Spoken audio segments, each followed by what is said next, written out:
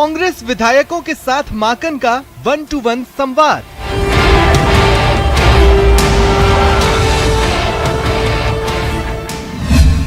सत्ता संगठन से जुड़े मसलों पर माकन ने लिए विधायकों के सुझाव।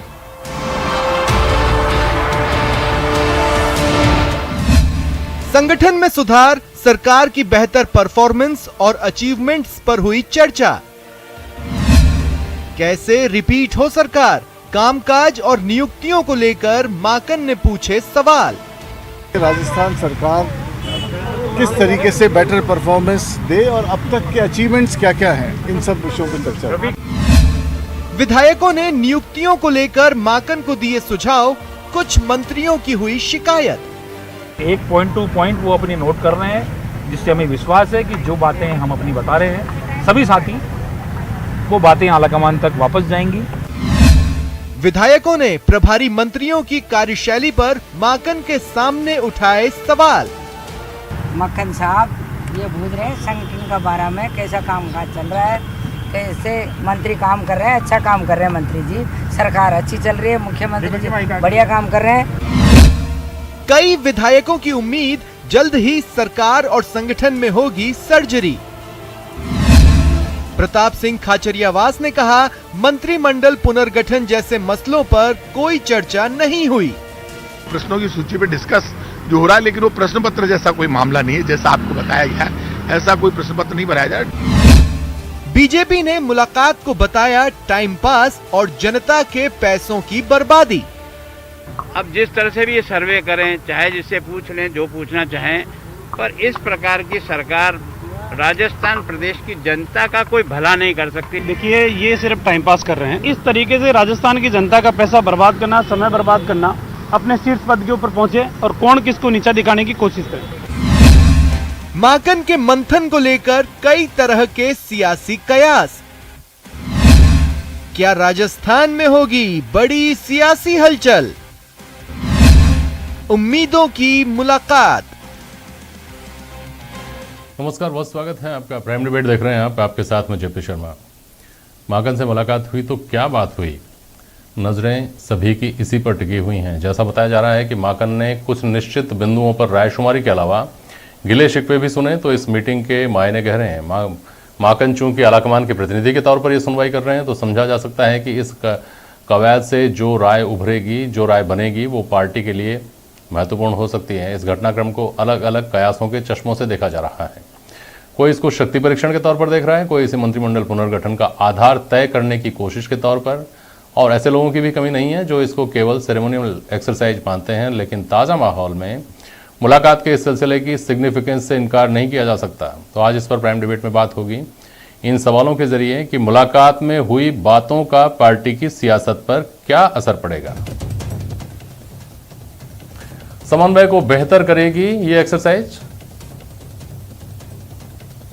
और विपक्ष के सरकार गिरने के दावे के पीछे की मंशा क्या है?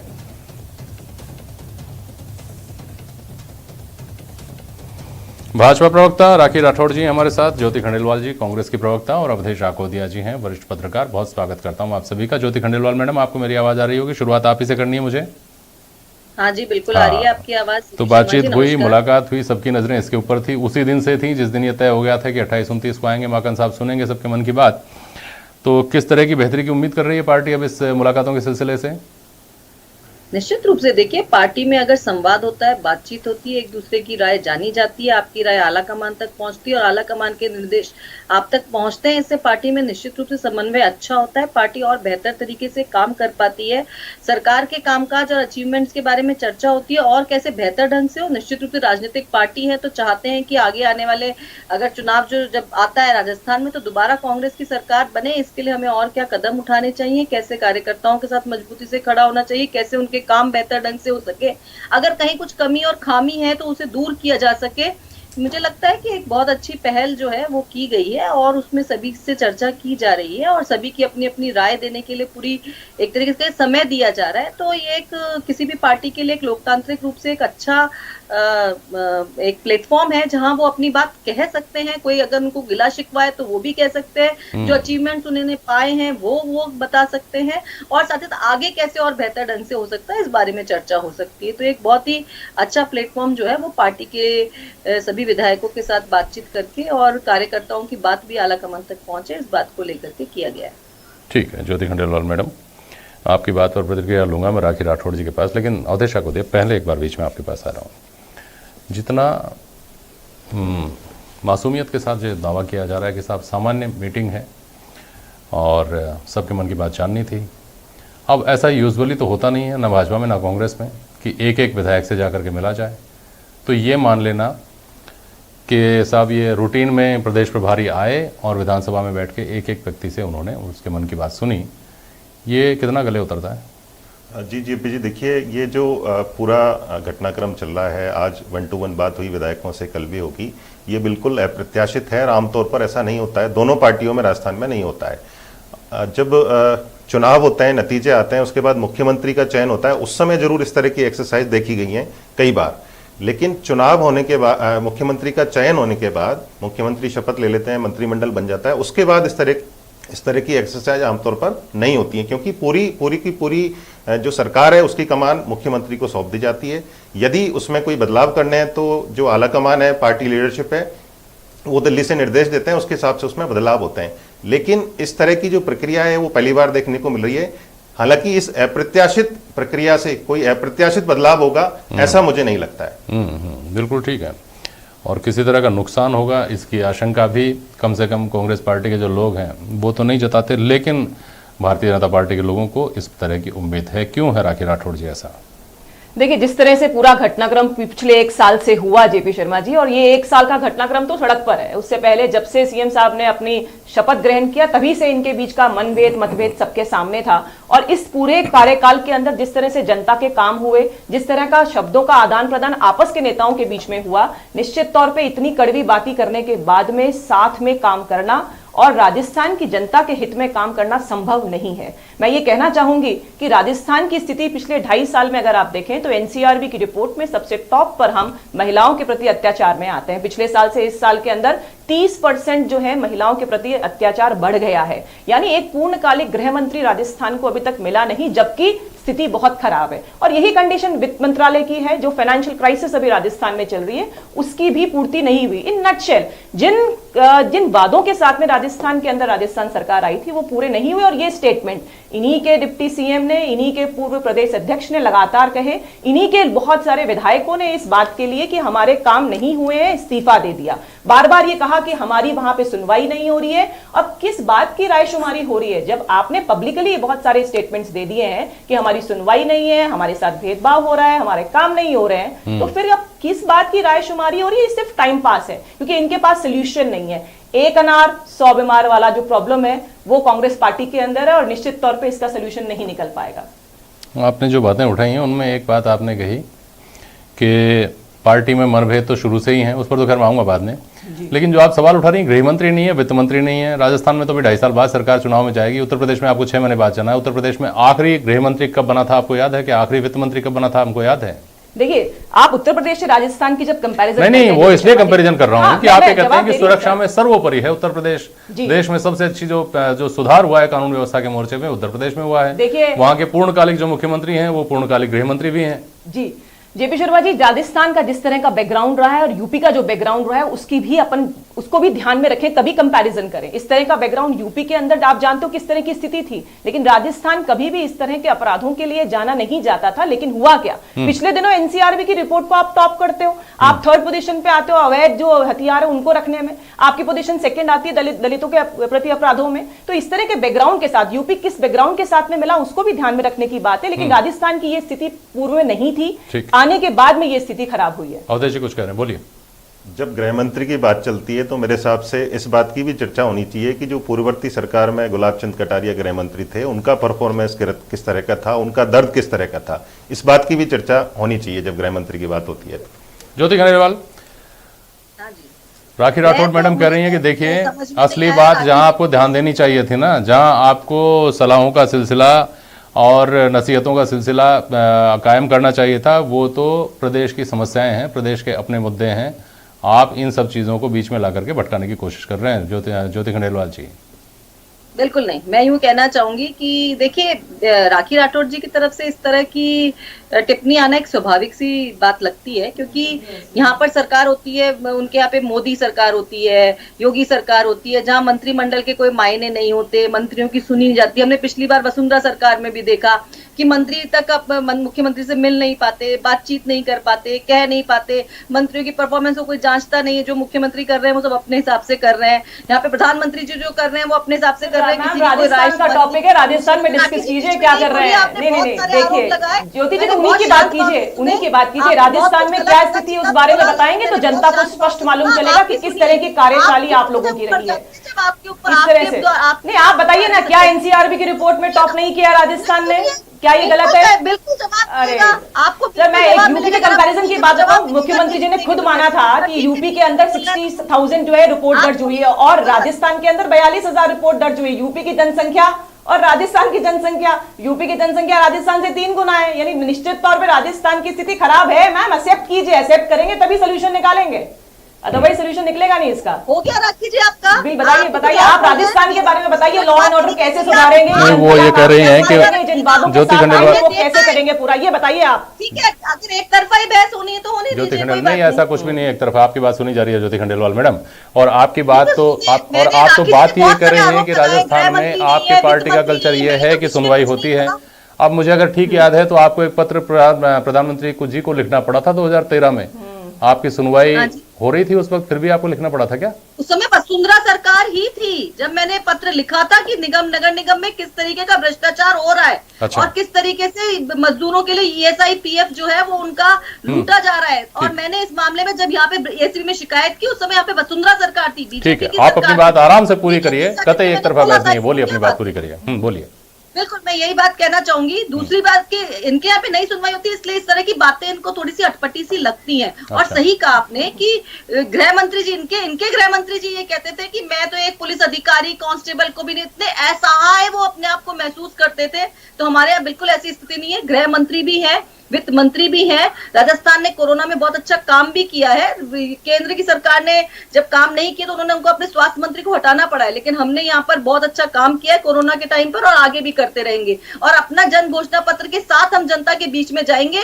कोई वादा खिलाफी न करना हमारा न तो कभी उद्देश्य रहा है। जैसे आप लोग जुमले जब अपने वादे करते हो उनको जुमले बना देते हो, हम ऐसा नहीं बनाते हैं। यहाँ एक चर्चा हो रही है, बातचीत हुई, अच्छा है।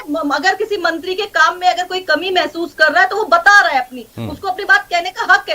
हिटलरशाही नहीं हो रही है, तानाशाही नहीं हो रही है। लोकतांत्रिक प्रक्रिया के तहत जो इस तरीके की रायशुमारी जो हो रही है उसके तहत काम हो रहा है। इसमें मुझे नहीं लगता कि राखी जी या किसी को भी क्या ऑब्जेक्शन। और जहां तक आप ये बार-बार कह रहे हैं कि सरकार गिराने का दावा अभी नहीं, हाँ उसी के ऊपर मैं बात कर रहा हूँ। ज्योति खंडेलवाल मैडम सुनिए एक मिनट, ये बात आज से पैदा नहीं हुई है, साल भर से ज्यादा कम से कम हो गया है जब बार बार भारतीय जनता पार्टी की तरफ से रह करके ये कहा जाता है।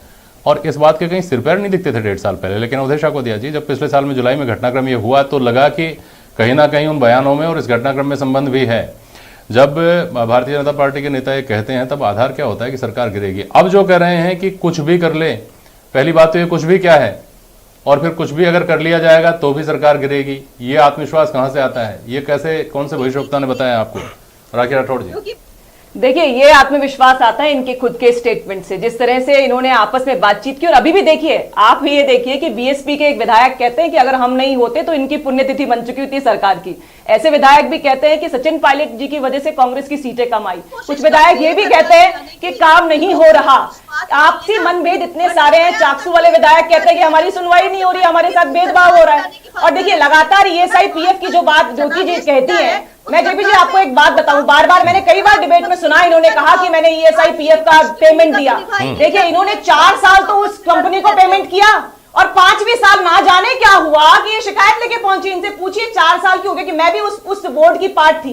4 साल आपने पेमेंट किया और आखिरी साल आप चले गए मुख्यमंत्री के पास में, PM के पास में, और आपने सुनिए मैम, आपने अपने खुद के यूडीएच मिनिस्टर, देखिए, अब वो ये हम विषय से भटक रहे हैं। राखी राठौड़ मैडम, आपने कहा था सुनवाई राखी नहीं हो राठौड़ रही है। जी, मैम आप ही थी वो। वापस मुद्दे पर आइए, मुझे तो ये बताइए, किस तरह के शब्दों का प्रयोग अपने यूडीएच मिनिस्टर और सीएम के बीच में किया? सुनिए राखी राठौड़ मैडम, मुझे बताइए कि आप बार बार जो दावा करते हैं, पहली बात तो आपने कहा कि इनके तो पहले दिन से जब सरकार बनी भी नहीं थी तभी से मनभेद हैं जी। तो ये विपक्षी खेमे की मनभेद को भांप लेने वाली जो दृष्टि है आप लोगों के पास में, ऐसी दृष्टि कांग्रेस के लोगों में भी है। वो ये दावा करते हैं कि क्या इनकी फूट नजर नहीं आती, इनकी गुटबाजी नजर नहीं आती किसी को, और ये तो चलिए सरकार में रह कर जाएंगे। आपकी गुटबाजी को अगर इनकी गुटबाजी की तरह सही मान लिया जाए तो आपका 2023 में आना आसान होगा क्या? देखिए जेपी शर्मा जी, कांग्रेस की और भारतीय जनता पार्टी का कंपैरिजन ही गलत है, लेकिन जिस तरह से कांग्रेस की लड़ाई आपस के अंदर बीच में आ रही है, हर 5 साल में भाजपा और कांग्रेस के बीच ही करना पड़ता है लोगों को। गुटबाजी की अपन कंपैरिजन कर रहे हैं, मैं उसकी बात कर रही हूँ। और गुटबाजी के लिए आप देखिए सड़क पर आकर के कांग्रेस लड़ रही है, सबके सामने जिस तरह के स्टेटमेंट्स दिए हैं कांग्रेस के लोगों ने, साफ दिखता है कि इनके बीच की आपसी सहमति कभी नहीं बनेगी। ये बन ही नहीं सकती है, क्योंकि हर जना चाहता है, और वही वादा है जो मुख्यमंत्री जी ने पिछले साल कहा था, आप लोगों का जो नुकसान हुआ है उसकी पूरी भरपाई करेंगे, और वही नुकसान की भरपाई की पूर्ति के लिए सब लोग ललचाए बैठे हैं, और वही काम हो रहा है। आप देखिए ना कि कितने लोगों को कौन सा पद दे पाएंगे, सैटिस्फाई नहीं कर पाएंगे सबको, और अतः ऐसा ही होगा कि फिर विधायक भाग करके जाएंगे, और फिर से ऐसा होगा कि इन्हीं के नेता इन्हीं की सरकार को डुबाने का काम करेंगे। ये आप अंदाजा लगा रहे हैं या अपनी रणनीति का खुलासा कर रहे हैं? देखिए रणनीति का नहीं, एक्चुअली ये तो हो चुका है, प्रत्यक्षम किम प्रमाणम, सामने दिख रही है चीजें, सब चीजें समाचार पत्रों के माध्यम से, ओपन स्टेटमेंट्स, मीडिया में इन लोगों ने जिस तरह के स्टेटमेंट्स दिए,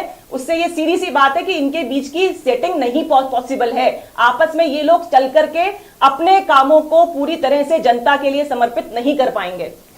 ठीक है, अवधेश ठाकुर, मेरा पहला सवाल ये है कि बहुत बार ऐसा होता है, आमतौर पर हम देखते हैं राजनीति में भी और तमाम दूसरे जीवन के दूसरे पहलुओं में भी, कि जब किसी को गुबार निकालने का मौका मिल जाता है, आदमी का गुस्सा निकल जाता है, भड़ास निकल जाती है, तो उसके बाद में वो अपेक्षाकृत शांत व्यवहार करता है और समझदारी से व्यवहार करता है। क्या इसको इस तरह की एक विंडो के तौर पर भी काम में लिया जा रहा है? क्या वो टूल भी है ये जो सिलसिला है मुलाकातों का? जी बिल्कुल जेपी जी, जिस तरह के सवाल पूछे जा रहे हैं और जिस तरह से विधायक बाहर आके मीडिया को बता रहे हैं कि उन्होंने किस तरह के जवाब दिए वहां पर, उसको देखकर तो यही समझ में आता है कि ये जो पूरी की पूरी एक्सरसाइज है वो इसीलिए है क्योंकि जो बदलाव करने हैं पार्टी आलाकमान को, उसके बारे में मुख्यमंत्री को क्या उन्होंने फ्री हैंड दे रखा है, नहीं दे रखा है, ये उन्होंने तय कर रखा है। किन लोगों को हटाना है, किन लोगों को बाहर निकालना है, किन लोगों को लेना है, संगठन में किस तरह से फेरबदल करने हैं, राजनीतिक नियुक्तियां किस तरह से करनी है, ये मोटा मोटी तय है पूरी तरह से। लेकिन जो विधायक हैं, मेरे हिसाब से उनका कोई डायलॉग इस तरह से पार्टी लीडरशिप से, केंद्रीय नेतृत्व से नहीं था। तो एक उनके मन में यदि कोई गुस्सा है, कोई ऐसी मनमुटाव की चीज है, तो वो एक गुबार उनका निकल जाए, जिससे आगे जो आने वाला समय है, जो 2.5 साल का कार्यकाल बचा हुआ है सरकार का, वो आसानी से निकल जाए और जो बदलाव होने हैं वो बदलाव की एक पृष्ठभूमि तैयार हो जाए और मुख्यमंत्री और आलाकमान मिलकर बदलावों को कर पाए। दूसरी बात, किसी विश्लेषक ने यह भी कहा कि जो ये कयास लगा रहे थे कि ये सरकार गहलोत गुट को ये जो घटनाक्रम है असहज करेगा, ये गलत था ये अंदाज़ा। बल्कि इस ये जो एक 1-to-1 मुलाकातों का सिलसिला है, इसके बाद में जो फैसले लिए जा चुके, जैसा आपने अभी कहा, या जो लिए जाएंगे, उनके ऊपर एक तरह से मानकर चलिए कि बहुमत की मुहर होगी।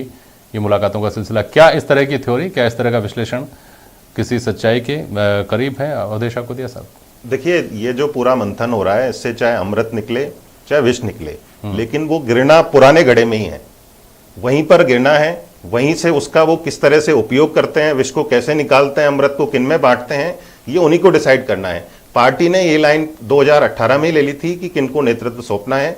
नेतृत्व में बदलाव का कोई सवाल नहीं है, केवल जो दूसरा जो धड़ा है उसको किस तरह से संतुष्ट रखा जाए और वो अपने आप को किस तरह से वर्तमान राजनीति में प्रासंगिक रखें। वो इस कवायद में जुटे हुए हैं, तो वो प्रासंगिक बने रहें और मुख्यमंत्री को जो कमान सौंप रखी है उनके हाथों में रहे, वो निर्णय लें। मेरे हिसाब से पूरी इस कवायद का यही निचोड़ है।